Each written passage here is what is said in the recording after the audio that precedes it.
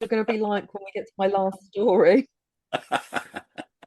Twice as long, is it, Jim? Well, it was.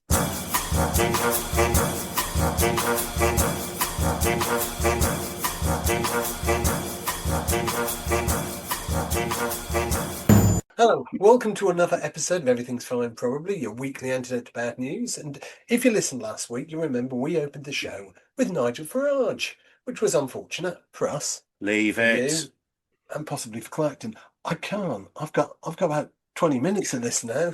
Buckle down.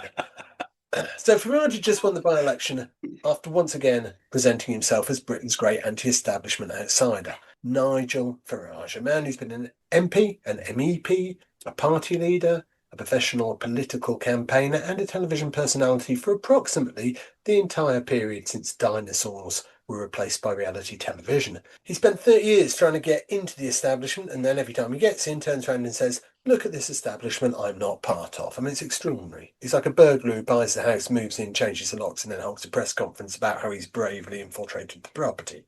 He's not anti-establishment. He's a very naughty boy. He's collected enough establishment points for a free espresso machine. He still presents himself as a bloke who just wandered in from the pub to expose the political elite. He's Banksy with a parliamentary seat and an unhealthy relationship with lager and fewer artistic skills. No, actually, let's not be cruel. He might be very good at something. We just haven't discovered what it is yet. Such as what? Well, I don't know. I don't know. We don't. Anyway, look, last week we had a good laugh about Farage, but afterwards I started thinking about something rather more interesting. Because Farage isn't actually the interesting bit, and nor weirdly is his disgusting American equivalent Donald J. Trump. They're symptoms. And that got me thinking. Did people like Farage and Trump create the world we're living in, or did the world we're living in create people like Farage and Trump? And I think the answer is yes. I know it's horribly unsatisfying, right? If you came here for definitive answers, I'm afraid you're going to get nuance. Horrible, disgusting nuance. What's the use of that to anyone? Let's cast our minds back to 1989. Okay. The Simpsons arrived, Batman was enormous, the Game Boy appeared, Taylor Swift was born. Oh. And somewhere in amongst all of that, the Berlin Wall came down. Yes. The Cold War ended, the Soviet Union collapsed, and for a brief, glorious moment, it looked like humanity had actually cracked civilization. Yeah, it was David Hasselhoff, wasn't there, singing on the top of the wall. I mean, what could be better than that? Well, we thought that was it. Humanity was saved, didn't we? Yeah, liberal democracy had won, capitalism had won, globalization was going to make everyone richer, technology was going to connect everyone. There were serious intellectuals talking about the end of history. But history, of course, doesn't work like that because what actually happened? Well, globalization created enormous wealth, but it also destroyed industries and hollowed out communities. Technology transformed our lives and also invented Facebook comments. Social change gave millions of people greater freedom while making other people feel the world they'd grown up in had disappeared. Trust in politicians declined, trust in journalists declined, trust in experts declined. Then we invented social media, which took all of those anxieties, put them in a blender, and handed the blender to the angriest men in the world, often with podcasts. And that's the world that Trump and Farage emerged from. They didn't invent economic anxiety. They didn't invent distrust. They didn't invent immigration concerns. They didn't invent resentment towards elites, but they weaponized them. Trump's the earthquake, the tectonic plates, they've been grinding away underneath us for decades. And then this enormous orange warning light appears and says, "I can fix it." A man whose business career is basically a 78-year experiment in discovering how many times you can fail upwards before gravity gets involved. Well, he's the human equivalent of a terms and conditions box that everyone forgot to untick. Now, once Trump arrived, he didn't just exploit distrust, he turned it into an industrial process. He didn't say, perhaps institutions aren't working as well as they should. He said, they are lying to you. He didn't say some politicians are corrupt. He said, everyone's corrupt except me, which is quite a statement from a convicted felon whose biography needs a filing cabinet and a rabid pack of lawyers. And then the feedback loop starts. People distrust institutions. Trump tells them their trust is correct. They distrust institutions more. Institutions push back. Trump says, see, they're attacking me. And round we go. It's political self-licking ice cream. Trump Choco Mint. I'd buy that. Would you? And the flake is at a complimentary lawsuit. I'd buy a complimentary lawsuit favour. Little lick of some Trump Choco Mint. I'd give a lick of that. What all this means, of course, is that if Trump and Farage are symptoms of deeper problems, then getting rid of Trump and Farage doesn't magically fix them. You've got to fix the things underneath. And that's why I think we've got something wrong. Because if you look at the news, Jesus Christ, the news, right? 20 minutes on your phone every morning and civilization appears to be held together by a sticky plaster of cable tie and an exhausted civil servant. Trump spent this week talking about the Strait of Hormuz as though he personally discovered it. Look at this water. Nobody's ever seen water like this. I mean, he's got 50% tariffs hitting some Canadian goods because apparently the world's greatest businessman thinks his master economic strategy should be let's make everything more expensive. Genius. I mean, if the economy isn't working, let's make everything cost more. That's the sort of business strategy you'd expect from a guy who runs a tuck shop in a primary school, wouldn't you? Then there's the White House ballroom, a $400 million, 90,000 square foot ballroom. Because obviously the greatest challenge facing the United States right now is that the president doesn't have a sufficiently large room in which to watch himself being applauded. He looked at the White House and he thought, this place needs more me. He's demolished the East Wing, there's a helipad, there's a ballroom, and he's been personally showing journalists around the construction site like Kevin McLeod after a head injury. He signed a granite tile bearing his own name. The man signed a building. I mean, just when you think he might have reached peak narcissism, Trump finds another level. What's next? A casino? An aquarium? Trump-branded presidential hot tub? A 40-foot golden statue of him holding a smaller golden statue of himself and the smaller one holding a golf club? But look, maybe, just maybe it's not that bad, actually. Maybe we're just looking through the wrong end of the telescope because the news is designed to show us what's wrong. That's its job. 10 million people wake up, go to work, look after their children, help the neighbours, don't invade Poland. Nothing. One bloke climbs on the statue wearing a Viking helmet and shouts about immigration. That's breaking news. The algorithm sees the man shouting, thinks, yay, finally, content. So we start confusing the unusual with the normal, the horrible with the typical, and the outrageous with the representative, and the decent majority just disappears. Nobody reports today approximately 8 billion people mostly manage not to be complete bastards, which I think is an astonishing daily achievement, frankly. Mm-hmm. But that's where this podcast comes in.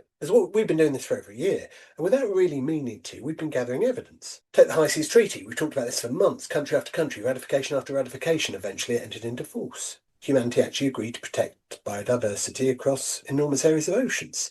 I mean, we're the species that invented cluster bombs. And we sat down and we said perhaps we shouldn't destroy all the fish. That's progress. For sure. It's not perfect, not enough, but it is progress. There's the Amazon, deforestation, still a huge problem.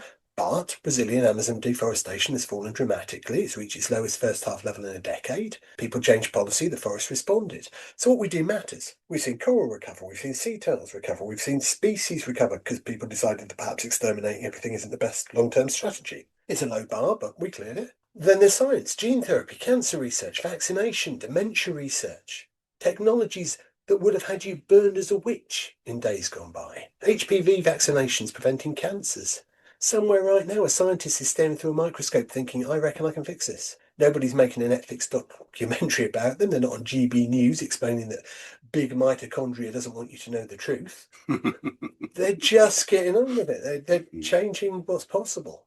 And there's energy, renewables, battery storage, falling costs, China massively expanding clean energy, Finland building a giant battery out of sand. That's humanity. We're capable of catastrophic stupidity and astonishing ingenuity at exactly the same time.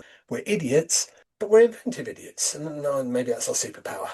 So optimism isn't saying everything's going to be all right, because we can't know that. But hope's different. Hope is saying things can change. And we know that. The Berlin Wall came down, apartheid ended, diseases that once killed millions became preventable. High Seas Treaty happened, forests recover, species recover, coral recovers, technology changes, energy systems change, and people keep doing extraordinary things without people noticing. Someone volunteers, someone campaigns, someone teaches, someone cares for an elderly neighbour, someone rescues an animal, someone spends 20 years researching a disease, someone signs a treaty, someone looks at sand and says, battery. I mean, that's the story. Not that everything's fine, it absolutely isn't. It's that everything isn't only getting worse, because if you believe that, nothing can change. Because if you believe nothing can change, you stop trying to change it. You don't vote, you don't campaign, you don't volunteer, you don't protect anything. You just sit there scrolling through increasingly furious posts until your blood pressure requires its own postcode. And I think that's the most damaging thing about the modern bad news cycle. It doesn't just frighten us, it makes us feel powerless. And I don't think we are powerless. I think we're living through the messy collapse of one political and economic settlement while the next one's being fought over. It could get worse. There'll be more Trump, more Farage, more men with £300 haircuts and £3,000 opinions telling us the answer is to go back to 1957. Let's go back to how things were. Well, when? When exactly do you want to go back to? Before smartphones? Before the internet? Before women had bank accounts? Before gay people could marry? Before everyone knew what a probiotic was? I mean, which bit exact? 1843. Was that good? Sounds good. Let's go there. Stu, the past was not a golden age. Oh, It was just a period where problems we've become better at solving, we were just accustomed to them. We don't need to go backwards. We need to build something better. We need democracies that people trust, an economy that doesn't abandon communities, technology that improves people's lives, energy that doesn't cook the planet. International cooperation that actually works. A society where being different isn't treated as an invasion. And I know that sounds ambitious, but so did putting a man on the moon or eliminating smallpox, protecting enormous areas of the ocean, preventing cancers, making a battery out of sand. The future's not going to arrive as one enormous event where everything suddenly gets fixed. It's going to arrive as a whole lot of small things that work. And that's, I think, what we've been missing. The world doesn't only change when something goes catastrophically wrong, it changes every time someone makes something better. But we've got the tree, we've got the forest, we've got the reef, the turtles, the science, the renewable energy, we've got the people. And yes, we've got Trump, we've got Farage, we've got people whose mission is to make everything considerably more stressful for their own financial gain. But they don't get to write the whole story. And that's why we're here, because despite the title, we're not going to pretend that everything is fine. We're going to look at the world as it actually is. There's terrible bits, but there's ridiculous bits and hopeful bits. Bad news already has more than enough publicity. It doesn't need us. So this week, we're doing what we always do. We're looking at other stuff. Things that work, things that improve, things that change, people who did something decent. Because maybe the world isn't ending. Maybe we're just in the messy middle. Maybe the future isn't something that's happening to us. Maybe we're still building it. Badly, slowly, while arguing about immigration on Facebook. But we're building it nonetheless. So let's get into it, shall we? Gemma and Stu have sat here patiently while I banged on for half an hour. Let's bring them in now. do you feel better now, Jim? Getting that off your chest? Yeah, I think so. It's been on my mind. I'll tell you. You're right. I mean, that was quite the journey, wasn't it, Gemma? It was indeed. Felt a little bit pressing to begin with, but then towards the end of that, I think you gave us hope again. Especially the battery made out of sand. You do like them, don't you? Do you think that's your favourite story of the year so far? I think it could be. Yeah. It's like this idea, who looks at, well, it was actually a pile of rocks, wasn't it? Goes, Yeah. I bet I could turn that into a battery. Yeah. Well, that's brilliant. Amazing. That's amazing. Well, as we sit here tonight on the 25th of August, got some sad news to bring you. I don't know if you heard about Dolly Parton. Dolly. Yeah, Dolly. she's died, hasn't she, tonight, aged 80. And we have talked about her on the show, haven't we? Amazing lady. When we Legend. talked about when celebrities go right. So that's one of our back episodes in which she featured. Great person. She gave over 150 million books away, I think, through her fund to children in poverty, and just seems like a general good, nice, nurturing person, didn't she? Good egg. She did. Yeah. Rest in peace, Dolly. You're one of us. You will be missed. We will be missed. So, Gemma, how's your week been? Okay? I see you've been looking at investigating beavers again. You know me and beavers. You do like a good beaver story, don't you? We'll let Gemma talk about beavers in detail very shortly. What else have you been up to other than examining beavers? I mean, what else can one be up to? If you're examining beavers, there's little room for anything else. Well, if you say so. Have you got yourself one of those ledgers yet? Or was it a shelf? A ledge, not a ledge. Have you got one yet? No, I've been busy, mate. I haven't had time for... Well, right in that intro. Absolutely, it took a while. It was twice as long when I first wrote it. That's the edited version. I would like to mention, actually, this is someone I wouldn't normally talk about in the Good News podcast. Okay. Jeremy Clarkson. Yes, yeah. Now, what can one normally say in relation to Good News and Jeremy Clarkson? But this got pointed in my direction because he wrote in his column in the Sun newspaper. Yes, yeah. For anyone not in the UK, the Sun newspaper is a right-wing propagandist celebrity chat sheet, really. Yeah, that's good. But anyway, this is what Jeremy Clarkson wrote. Last weekend, I made a big and sudden decision and deleted the TikTok app from my phone and my life. I joined about a year ago, and to begin with, I rather enjoyed it. The algorithm had looked at my online search history, listened to my conversations, and somehow monitored the thoughts in my head and was able to serve up content that I'd like to see. He continued, I'd had enough and deleted the whole damn thing, and I strongly urge you to do the same thing because my life in just a week has changed completely. So within a week, he was walking his dog, seeing friends, completing a jigsaw, getting more work done, and reading to his grandchildren. And this sort of builds on some of the things we talked about, just last week. Again, if a grown man with decades of life experience and a fully developed brain finds it difficult to resist the pull of an algorithm, what chance does a child have? Yeah, for sure. Absolutely. But can I just say, don't delete our TikTok channel. Check it out because our content is wholesome and positive, and you'll get to see Jim in his full glory giving you one of our daily good news updates. So don't be What could be Jeremy. finer? Don't be Jeremy. Check out our TikTok channel now. Thanks, Stu. Well, that was just a little callback to something we talked about last week. I'd like to kick off this week with our snappily named regular feature. Remember when we told you about that thing? Okay, can I just dig the jingle out? Oh, if you must. Remember when we told you about that thing? Good, thank you. And so what that means is handing over to Stuart for not one, but two callbacks from last week's show. Well, remember last week when we talked about Invertebrate of the Year? We did. How could we not remember? I'm very excited about this. And we went through, didn't we, the nominations. There was 10 nominations. And I promised you, didn't I, that I would come back this week and announce the winner. Are you going to deliver on that Damn, promise, this Stu? Well, I'm here. And what I can tell you is the winner is the size of a grain of rice based on that. Not the long worm, then. It's not the long worm. So the winner was... It's not going to be the jellyfish. It's not the jellyfish.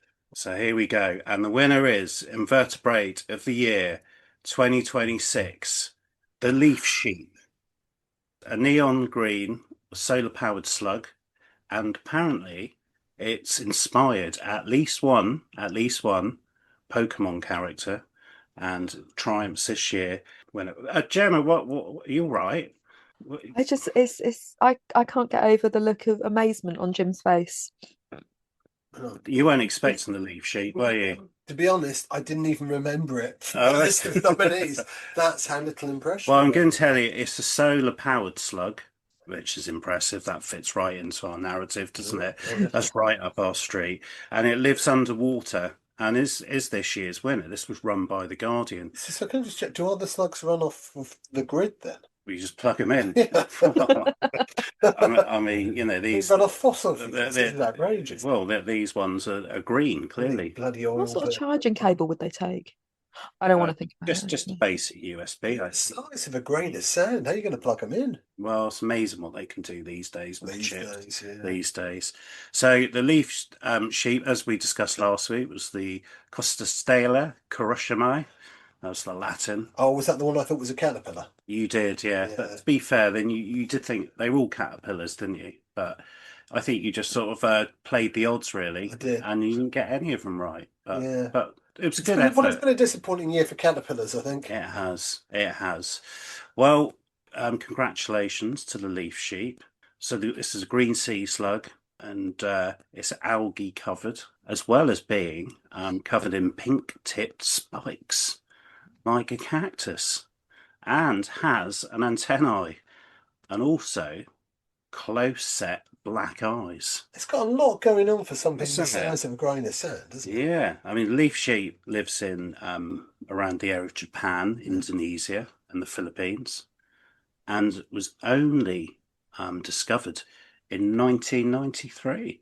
So it's quite new to the awards. You did ask last week how many years has the awards been going?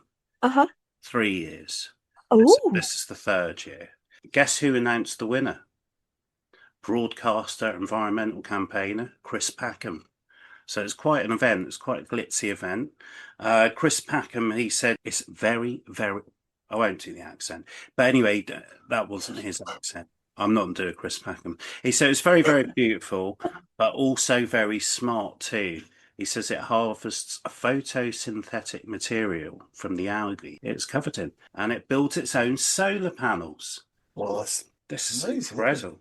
So did it turn up at the event collector's To award? get no, that sort of probably solar powered beamed a clip in saying, "Sorry, I can't be here tonight. Yeah. I'm in Japan and the Philippines building solar panels." But apparently, this year's competition was really close because you said about the earthworm. The earthworm won last year.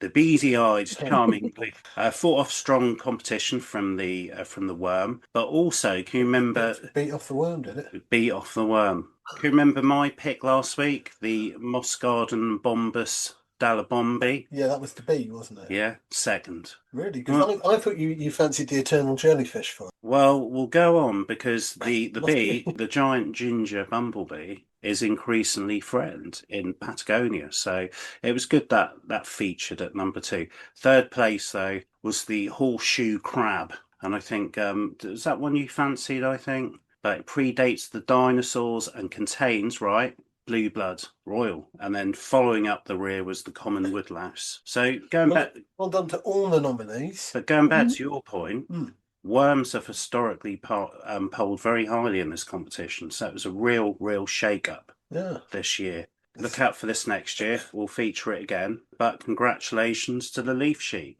Fabulous. Thanks for that, Stu. And that's not the only story you're following No, up on, I believe. after last week when we talked about the amazing story of Old Man Mick, and that's his handle on TikTok, we featured at the age of 88 how he's taken up weightlifting and bench pressing. He's now since gone on to be all over the media this week. I don't know if you've sort of seen him featured anywhere. I haven't, I'm afraid. You haven't, but anyway, I got in touch with his personal trainer called Ross. He's a very nice man, and sort of said, could we speak to Mick? And he said, well, with all this attention and media, he's quite tired at the moment, but what he has promised to do is send us some videos and some clips and some bits and pieces. So as soon as we get them, we'll feature them in a future show or share them on the social medias. So I think it's quite an inspiring story, and on TikTok, he's like bringing in views now of like over like 250,000. So it's a story that people have really taken to heart, and it's good for men's health, men's mental health, and just goes to show, doesn't it? Just because you're older doesn't mean you can't start a new challenge. Excellent. Thank you, Stu. Well, our next stories aren't direct callbacks, but nonetheless, we have talked about developments in cancer treatments and potential cures. And it's been another good week in this area.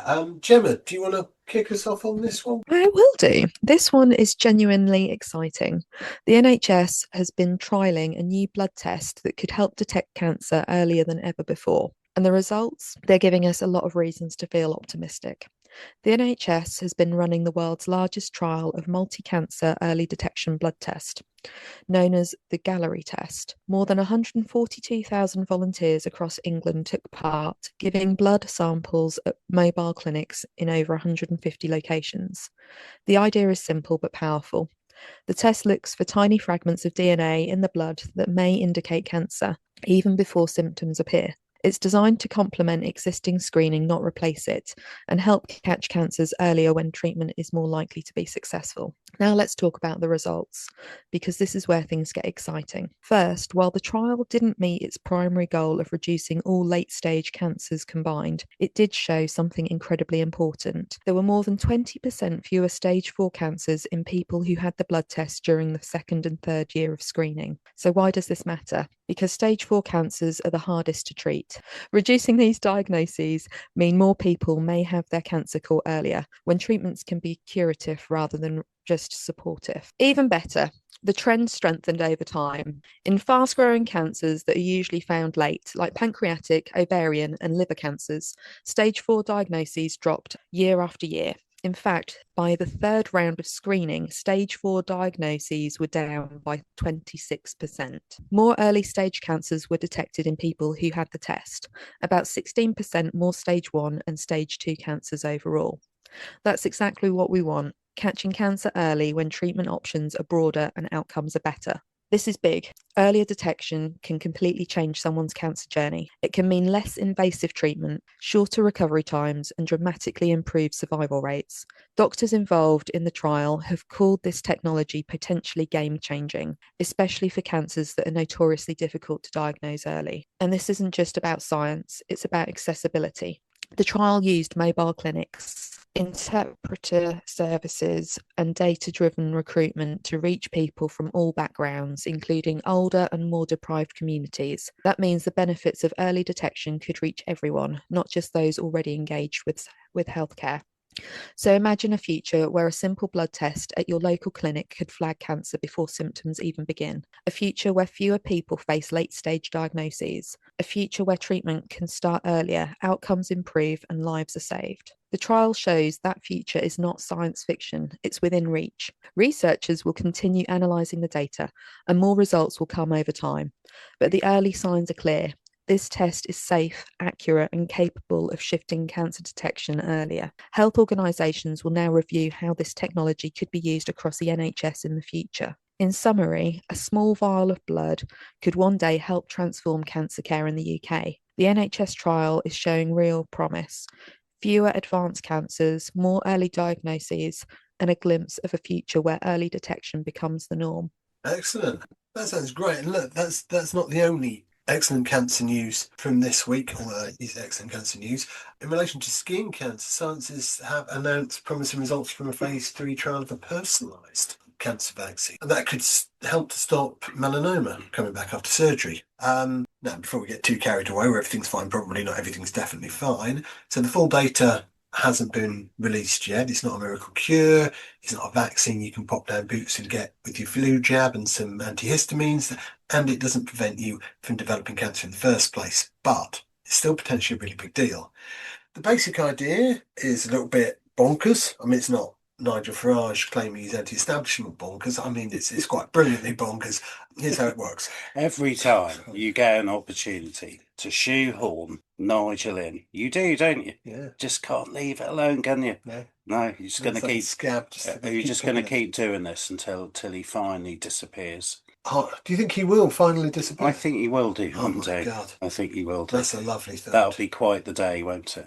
Looking forward to that one. Yeah. Anyway, This sounds good, though. back to horrible things. This sounds Sort of good. Get rid of. Back to horrible things. If you've got melanoma, then doctors can remove the tumour surgically. But the bastard thing about cancer is that even when you remove what you can see, there may be microscopic cancer cells left behind, and those can come back later. So what if, instead of simply giving your immune system general instruction to fight cancer, we could teach it exactly what your cancer looks like? Okay. Because that's, in a nutshell, what the researchers are trying to do. Yeah. They take a sample of your tumour, they sequence the DNA, and they identify mutations that are unique to your cancer. And then they use mRNA technology to create a vaccine that's specifically tailored to those mutations. So it's not cancer in some vague generic sense, it's about your cancer specifically. It's personalised medicine taken to an extraordinary extreme. They're making an entirely new treatment based on the genetic characteristics of your tumour. And that's where the mRNA bit comes in. You might remember our mRNA from the COVID vaccines. That technology taught our cells how to produce a harmless piece of virus so the immune system would recognise it. This uses the same broad technological idea, but instead of teaching your immune system what a coronavirus looks like, you're teaching it what your cancer looks like putting up a wanted poster and then letting your immune system go hunting. And the results so far, extremely encouraging. The phase 3 trial involved 1,137 people with high-risk melanoma whose tumours had already been surgically removed. One group received the personalised vaccine alongside Keytruda, an established immunotherapy treatment, and the other group received Keytruda alone.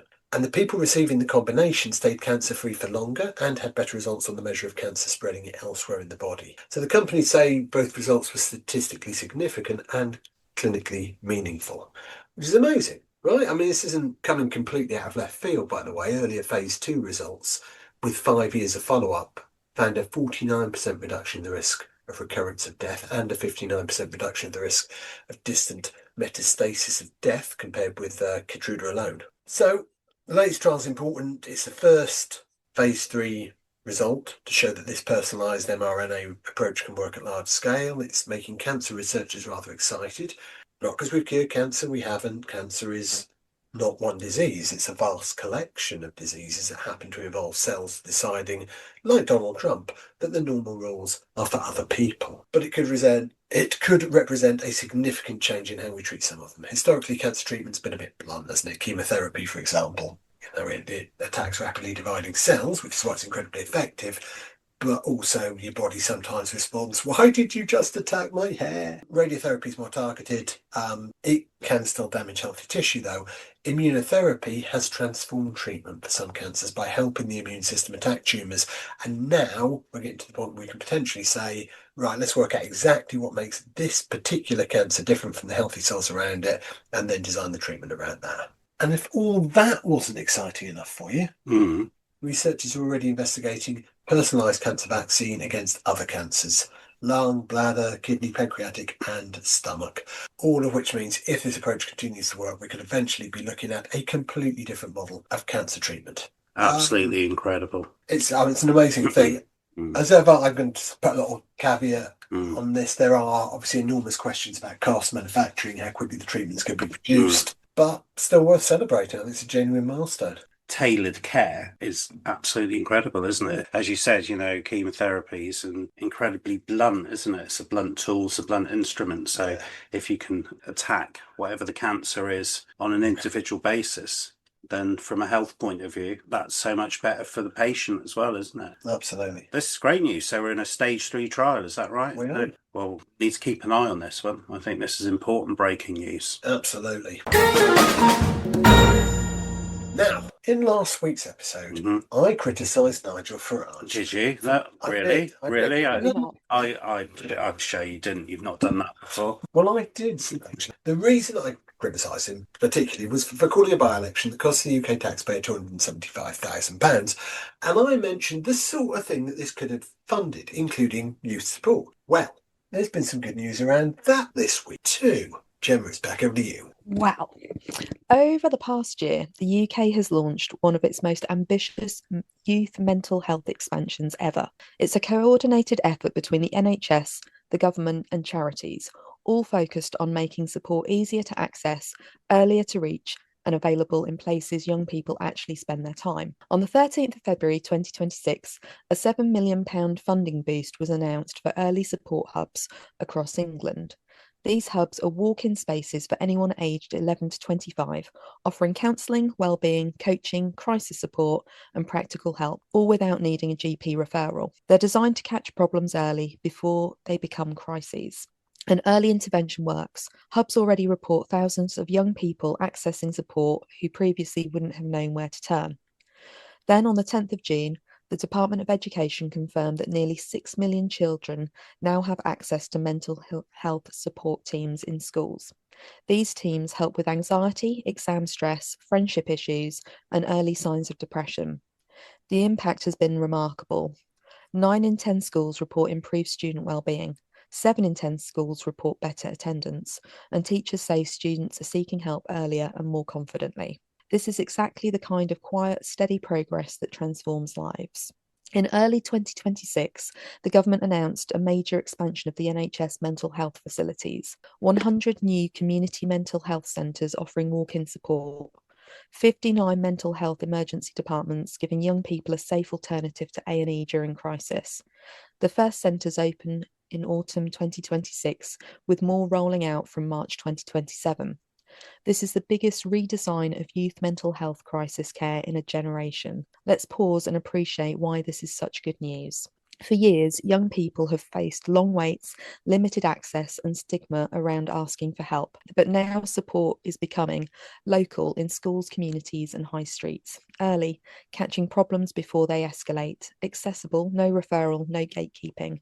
Holistic, covering well-being, crisis care, and practical support. This isn't just a policy shift, it's a cultural shift. It's a message to young people that their mental health matters and that help is not just available, but easy to reach. Imagine being 14, struggling with anxiety and knowing there's a place you can walk into after school where someone will listen. Imagine being 19, overwhelmed at university, and having a mental health coach available without waiting months. Imagine being a parent who no longer has to fight through endless referrals to get your child support. This is what these changes make possible. So this news is simple but powerful. England is building a mental health system that meets young people where they are, with compassion, accessibility, and real investment. It's one of the most hopeful shifts in youth wellbeing we've ever seen. Excellent. Great news. Ah, Good. Okay, let's have a little change of. I think we'll pass over to Stu because we've got a couple of stories from the sea. Yes, Jim. Yeah, we've got a couple from the sea this week. I'm going to start off with Mexicans to begin with. Mexicans in the sea. So this was over the last couple of weeks. What were they doing there? Well, the Mexican Navy, they rescued some fishermen who had been lost in the Pacific Ocean for 5 days. But they found them. And do you know what they found them in? A boat? No? Any thoughts, Gemma? They weren't a boat. What do you think 2 fishermen were found alive in 5 days in the Pacific Ocean? I'll tell you, a giant cool box. Yeah, you've got 2 fishermen in the Pacific Ocean inside a giant cool box, more than 100 miles off Mexico's coast after being stranded for 5 days. So the men, and I know we like the ages, don't we, on this show? One was 53 and one was 32. Okay, so I know you like that extra detail. They had no food or water. No food or water. Presumably eat it so they could fit the cool box. Well, I guess they probably had the fish in there to begin with, didn't they? Oh, possibly. You know, with all the ice. If only Jack and Rose had had a giant cool box rather than a door. Yeah. The end of Titanic might have been. Yeah, might have been different, and then he might not have slid, into the icy depths to his death. Although I dare say Rose would have said there was only room for one person. Yeah. One person on the door, apparently. Anyway, sorry, carry on. Jack, get into the coal box. Was that your Kate Winslet? Yeah, that's an alternative ending to the Titanic film there. Oh, lovely. Okay. So the Mexican Navy, they were searching the Pacific Ocean. It's quite vast. I don't know if you know that. I believe the sea is quite big, isn't it? Yeah, but the last thing they were expecting was to find 2 men floating around in a large cool box 150 miles off the coast of Mexico. It sounds like the sort of thing Tim Fitzhugh might do for him. Yeah, that's a challenge for him, isn't it? So they were successfully rescued. They were airlifted to safety and received medical attention before going home to their families. So they also released a video, and it does actually show a large turquoise cool box, a bit like the ones you used to have when you used to go on holiday with your mum and dad, probably a bit bigger than that, I suppose, bobbing up and down in the dark ocean. This brings me to the news story about an exhausted barn owl. So I think bringing some quite good highbrow stories this week. We put the cancer, you put the exhausted barn owl. After your big intro, and I've a couple of Mexicans bobbing up and down in a cool box and an exhausted barn owl. But nonetheless, it's all relevant and it's all good news. So this barn owl, right, was out 70 nautical miles to sea, and it was actually found by a British military sailing crew.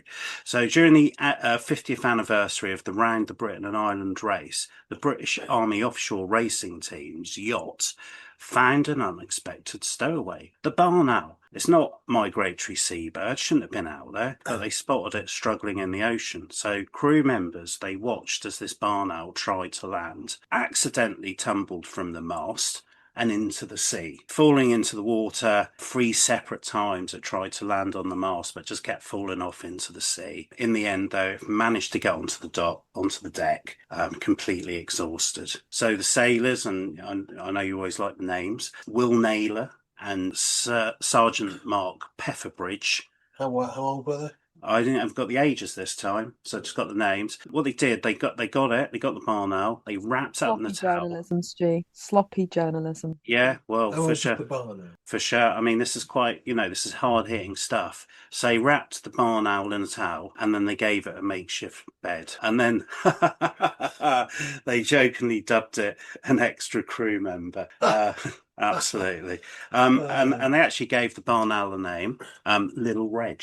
The Reg, yeah. Little Reg, later changed to Little Regina after finding out it was actually female.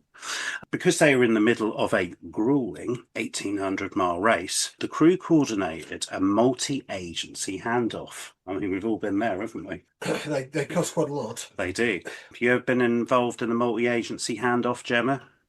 I have not, no. Okay. Well, anyway, Sorry. You young people, you've not lived.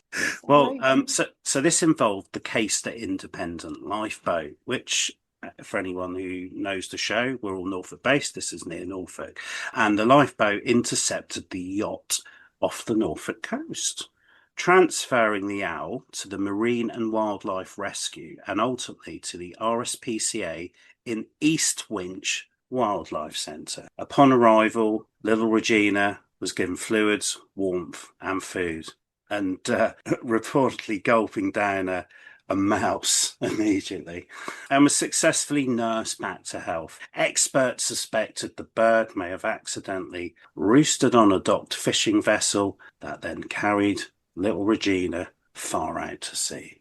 Well, thank you for that, Stu. Well, let's stick with animal stories for the rest of the episode, shall we? Because we like animals. So this next one's a story where you realise nature spent the last 50 years quietly watching us absolutely screw everything up, but it's now started coming back anyway. I want to talk about whales and tuna, not as the world's most aggressively healthy sandwich. I would try that. Yeah. Yeah.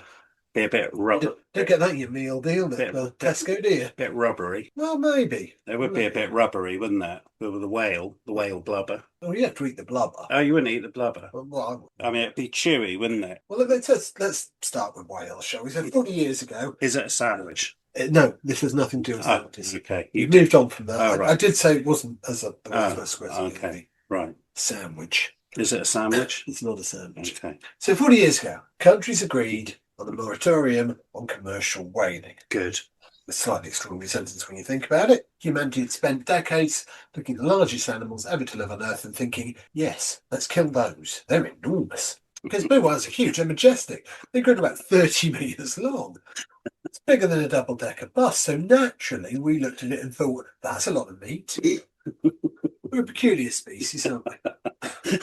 So through commercial whaling, we hammered whale populations until 1986, when the International Whaling Commission's moratorium on commercial whaling came into effect. Now, 40 years later, scientists who have been looking at the sightings of Antarctic blue whales and fin whales off of southern Asia have realised that 95% of all sightings recorded in their study happened since 2012. Not 95% of the whales, 95% of the sightings. So that tells us they're turning up again. Good. The researchers say sightings appear to be steadily increasing as populations recover, and that's fantastic. It goes to show if we just stop murdering animals, then we have more of them. But don't let's get overexcited and think that whale populations recovering means the problem's solved. Oh no, there are still threats. Some countries still hunt whales. Japan, Norway and Iceland continue commercial whaling. And the Faroe Islands like to hunt pilot whales. I was just thinking of that. I watched a documentary and I watched that in the Faroe Islands. Yeah. That's pretty grim watching, because they kind of lure them into the harbour and then trap them and kill it. But it's an ancient custom. They sort of do it once or twice a year and then sort of store all the sort of food for the long winters. So it's difficult, because I guess back in the day that was essential food, wasn't it, for a survival thing? That's the problem, is it? Back in the day, Yeah, it might have been. yeah, but it's hard to watch, as it would be, you know, murdering an animal. Yeah. And you know, it's not only that they've got to worry about. Climate change is also affecting marine ecosystems. Whales still face ship strikes, entanglement, pollution, and changes to food availability. So the whales aren't suddenly fine again. Hold off the confetti. We made things bad, but we changed our behaviour and things have started getting better. So that's good, but there's still a way to go. And if the whales weren't enough, here in England, we've got tuna. Not tin tuna in sunflower oil, Brian, although we do have that. But I mean actual enormous live tuna. Bluefin tuna have been spotted off the northeast coast of England for the first time in more than 60 years. Scientists have tagged 5 of them. Now, bluefin tuna, these are big old buggers. Oh, yeah. They weigh hundreds of kilos. They're basically underwater muscle with fins. Did you say big old buggers? Yes, I think that's a technical phrase for it. That's the Latin. Big old buggerus. And actually, they used to be really important in British waters. Yeah. The North East coast was once famous for bluefin tuna. Aren't they under threat? Well, that's the problem. By the 1960s, they just disappeared from the North Sea Yeah. because we hadn't fished them. Right. And we also depleted the herring that they relied on. So Yeah, yeah. Britain did what humans do best. We found a magnificent natural resource and ate it until it stopped being there. Proud national tradition there. We've done it with fish, we've done it with forests, we've done it with wildlife. Give us a species in 48 hours later, we'll have it on the menu with chips. But now they're back. Scientists think judicious fisheries management has played an important role.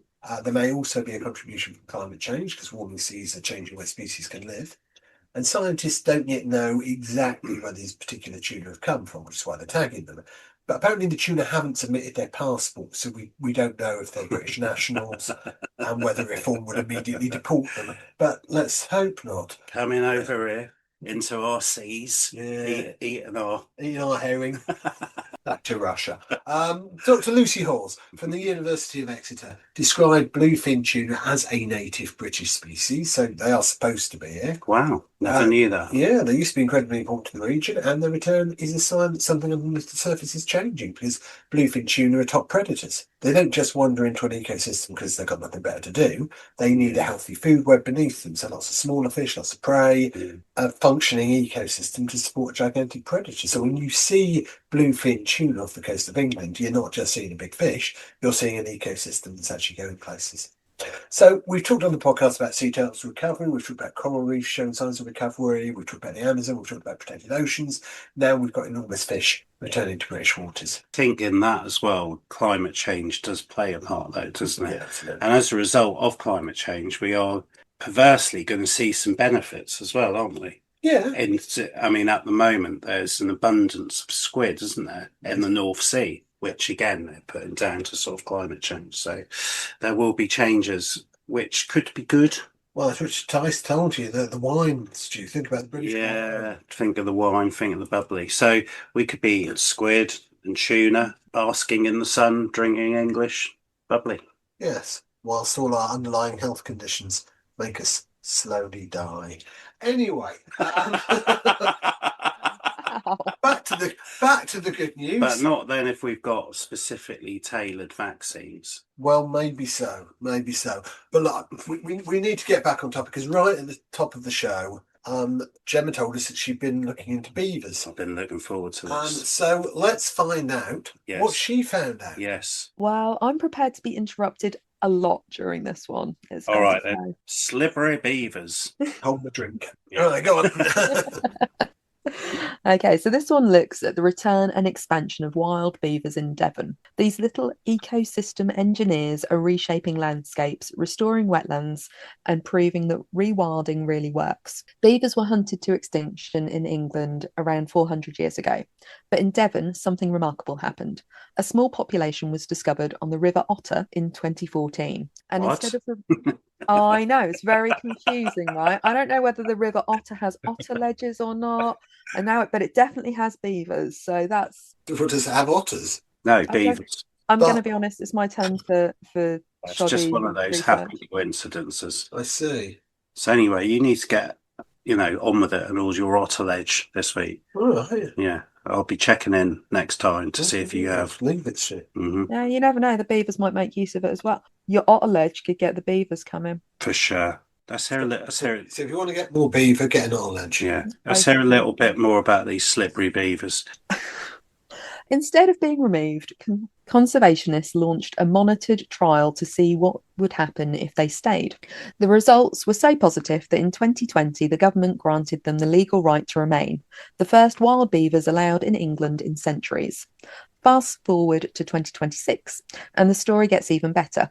Natural England approved new licensed releases across the southwest, including Devon and Exmoor. The National Trust confirmed releases on the 8th of February, expanding the population beyond the original River Otter catchment. Beavers are now thriving in multiple river systems, forming stable family groups and building the kind of wetlands Britain hasn't seen in centuries.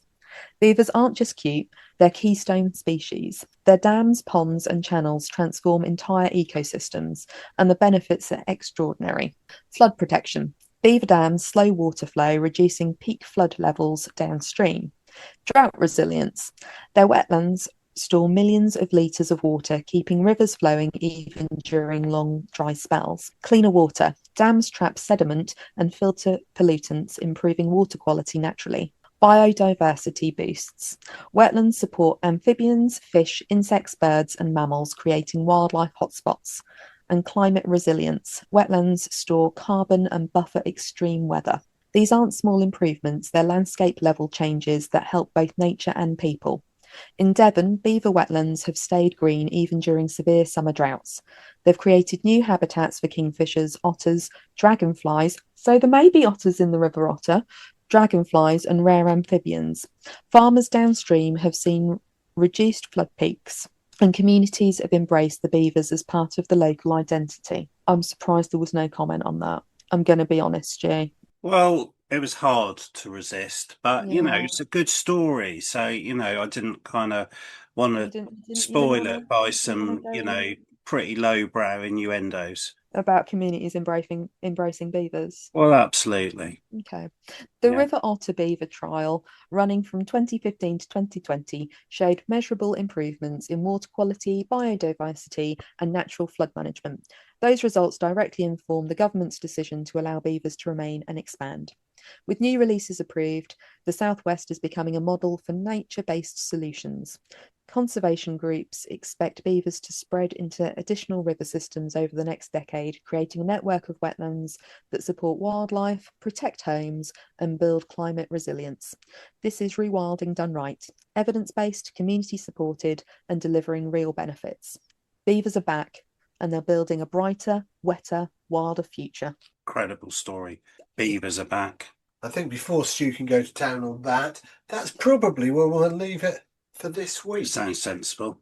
We've got whales coming back, tuna coming back, Wow. beavers coming back. Great progress on vaccines and whatever that stuff was Stu was going on. Well, the Mexicans in a cool tub. So that's nice. We've also had Donald Trump building his ballroom, Nigel Farage continuing his decades-long undercover operation to infiltrate the establishment, and somehow we're still calling this a good news podcast. We need to lower our standards. Well, raise Trump. Well, I did lower it. What about my exhausted barn owl story? And what about it, Stu? Well, I thought it was quite heartwarming, didn't you? Yeah. Little Regina. It warmed my cockles. It was very wholesome. I thought it was beautiful. Thanks, Gemma. Thanks, Gemma. Welcome. So thank you for listening. As always, if you've enjoyed the show, please subscribe, leave us a review, tell a friend, send us some money. No, actually, don't send us money. No, do actually send us some money. We'll work that out later. And breaking news, next week's guest is Nigel Farage. He's very excited.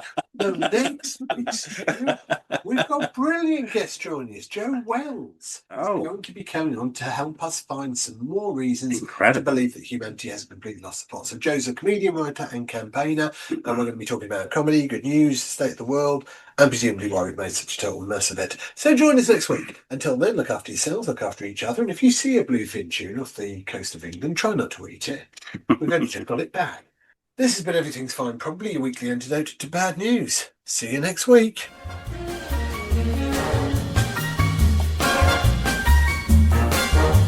Melting glaciers. See, is another of the Iglesias family.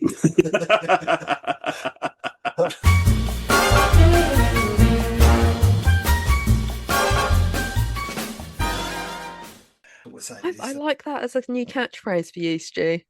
Stick that on your TikTok.